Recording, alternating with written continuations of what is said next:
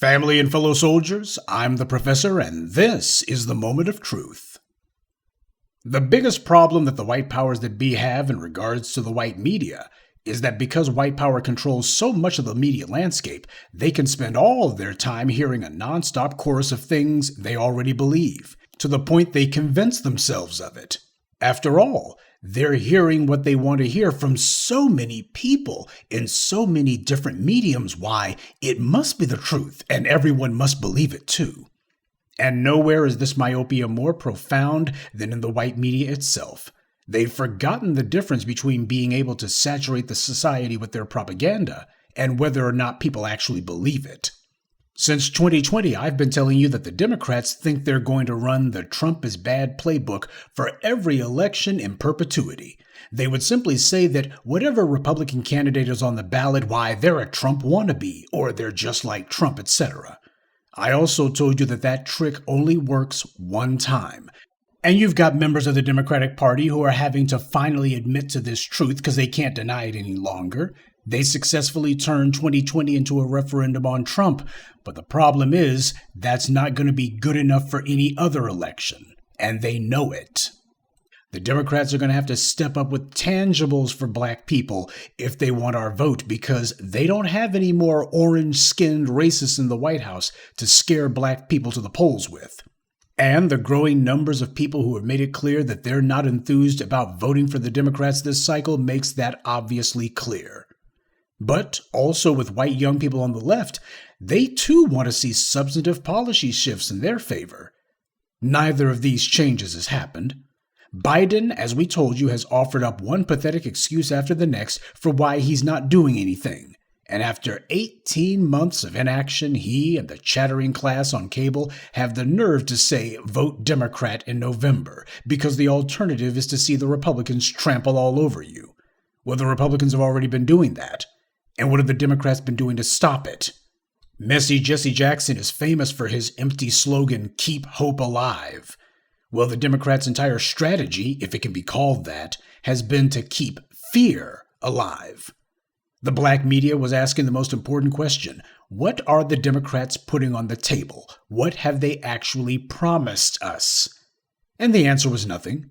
They gave plenty of unspecific and loose talk about policy proposals, but not one actual promise of what they were going to do. Democrats kept demanding for 4 years of Trump to give them back control of Congress. If you give the Democrats control of the Congress or the White House or both, why, you'll see some big changes. We're going to come through on our promises this time. Well, the voters did exactly what the Democrats wanted. And almost before the election took place, the Democrats were already making excuses for why nothing was going to happen. They didn't have enough seats, was what they say in Congress, and Biden's been running around saying, well, I don't know if all this stuff you guys want is even legal or not. Things that the Republicans' voter base never gets told. And because I know that there's some Democrat shills and true believers who clearly are among my viewers, let me go ahead and tell you some hard truths about the Democratic Party you don't want to hear. Tip O'Neill famously said that all politics is local, and he was absolutely right. Well, the Democrats haven't lifted a finger to cultivate any homegrown Democratic contenders at the city or state levels. The reason the Republicans have a majority of state legislatures and governorships, even though they're a political minority, is because the GOP actually bothers to have a presence at the city and state level. What do you think all of the phony hysteria about critical race theory was meant to do? It was meant to galvanize a bunch of white supremacists to go into those school boards because that's part of the political food chain. School board members become city council members and county representatives. City council members and county representatives become mayors and state legislators. Mayors and state legislators become congresspeople and governors. Congresspeople and governors become presidents. That's how it works. You have to have candidates in the pipeline to make sure that you have a steady supply of new blood so that when you win those political offices, you can actually hold them afterwards as people rise up the ladder.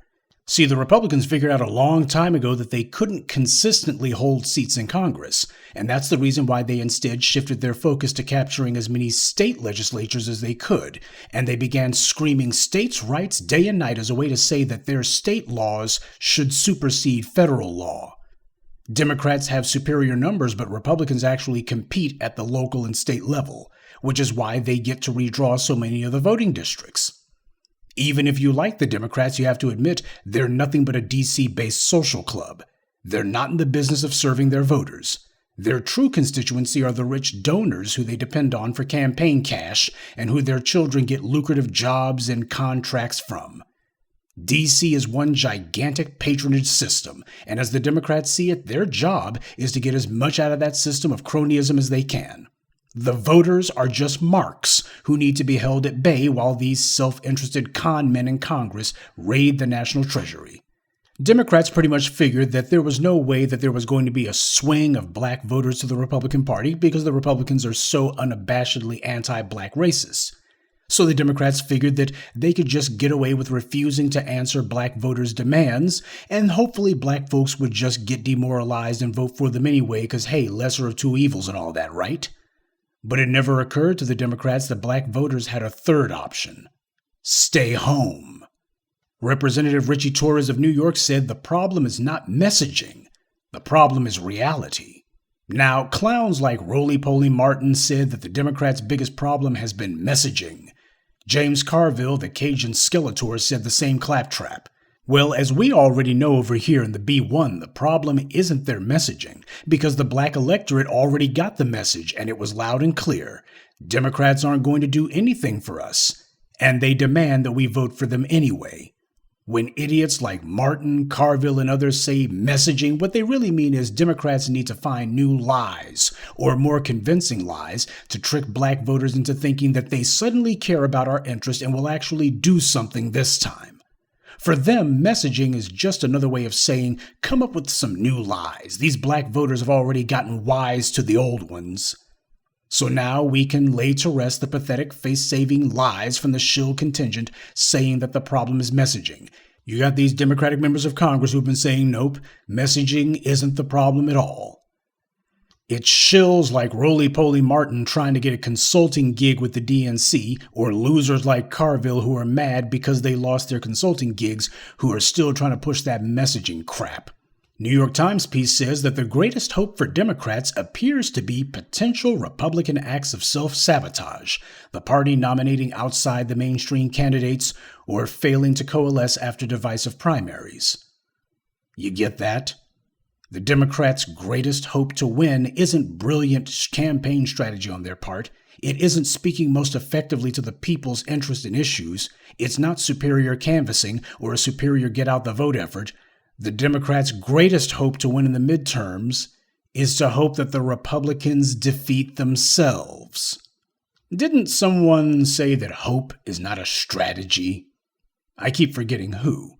And the part about outside the mainstream candidates for the GOP, that's a joke.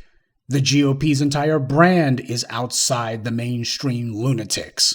Madison Cawthorn only lost his congressional seat because he tattled on the Republicans' secret orgies. Well, if the Democrats' strategy is to vainly hope that the Republicans will sabotage themselves, the Democrats might as well get ready to spend a good long while out in the political wilderness. Bernie Sanders says the Democratic base is quite demoralized at this moment, but he's wrong. Black voters are the Democratic Party's base, and we aren't demoralized, though a lot of black people who didn't get the memo in 2020 have now.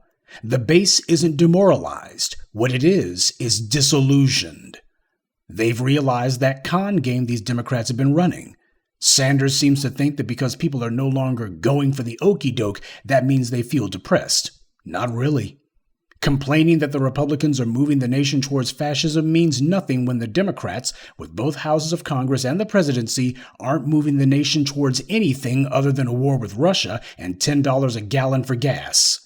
Black people are the main ones who are getting evicted from their homes, and the ones who aren't can't even find a home to buy, and they can barely afford whatever place they're renting from. Democrats have been very good at telling black voters what they're against, but they haven't said a word about what they're for. Raphael Warnock exhibits the utter tone deafness of this when he shows his congregation a selfie of himself in the Oval Office with Joe Biden. He doesn't show them that he's bringing home the bacon. He doesn't show them what Biden's done for those black congregants. He just shows a selfie and says, hey, look at me. Apparently, Raphael Warnock doesn't really want to be a member of the Senate. He probably doesn't even want to be a pastor at this point. Looks like these days he's auditioning to be an Instagram model if what he's going to be doing is showing selfies. He made sure that his congregation knew that there's now a picture of Ebenezer Baptist Church hanging on the walls in the West Wing. Warnock's congregation is being priced out of housing, and what's he doing? Clout chasing. Look who I'm taking selfies with. Look, there's a picture of our church on the wall in the White House. Warnock said he told Biden we need student debt relief. So Warnock can't tell his congregants what Biden's done for them. He can't tell them if there's been any progress on student debt relief. He just says, I told Biden we need it. And what did Biden say? Did he say you're going to get it? Did he say what he's going to do? Of course not. But that's okay because there's a picture of their church hanging on the wall in the White House. I'm not sure you can pay your student loans with that. Now that may make Warnock's congregation, some of them, feel like their church is important, but stroking your ego doesn't pay the bills.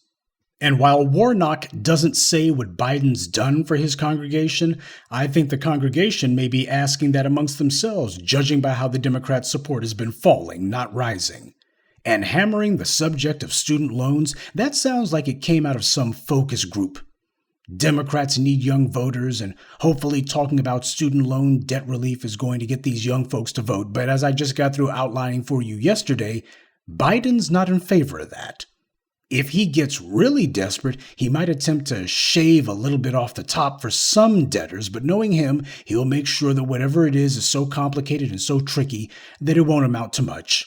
Though he will claim that he did something. These guys are trying to take refuge inside their own reality. Trash like Carville are attacking the very people who put Biden in the White House and gave the Democrats both houses of Congress. James Carville dang sure didn't do it. He couldn't even get Hillary Clinton the nomination in 2008. So all the young activists that he's been attacking, they have a far better track record than he does. But as we all know, with the likes of James Carville and the rest of the chattering classes, their job is to reinforce the status quo. All these idiots like Carville care about is keeping the donor class happy because that's who they speak for, that's who they bump elbows with, that's who they get their money from. That's the circles they run in. They're controlled opposition, and we're the ones they're trying to control. Now, compare that, on the other hand, to the GOP. The party of fascism, they never attack their base. They never claim that their base, no matter how clearly extreme and violent and treasonous half of their voters are, the GOP never says that their base is in the wrong. They never say that they can't listen to the white rights activists. Quite the contrary. The GOP caters to them, and even though they've given their base nothing of substance, at the very least they echo what the base says. They don't try to argue with their base or invalidate them or tell them we can't do what you want or that's not feasible. The Democratic Party and their shill mouthpieces simply don't want to accept that support is a two-way street. The black grassroots, we're not going to change what we've been saying, and we're definitely not going to change what we've been doing. I don't like the Republicans being in charge of a lemonade stand, much less a government, but Democrats have had every opportunity there is to stop them, every opportunity there is to prove that they are a better alternative. Instead, all the DNC leadership can think about is keeping their own jobs and the perks that go along with it. Nancy Pelosi doesn't see Kevin McCarthy as being her biggest problem. As she sees it, her biggest problem is one day having an opponent who would challenge her in a primary election. Every move she makes is meant to prevent that from happening, to solidify her support with the rich tech moguls in San Francisco and the California white elite, and just give them whatever they want. And Pelosi's not alone. This is what the Democratic Party is now. They're too busy trying to keep their jobs to do their jobs. People don't see a substantive difference between the two parties because there is none.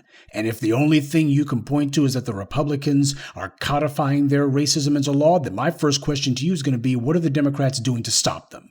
Or what are they even doing to retaliate through reciprocal legislation? Republicans attack your base, you craft legislation to attack theirs. We already know the answer to that, though. The Democrats aren't doing anything. The Republicans do whatever they want, and the Democrats let them.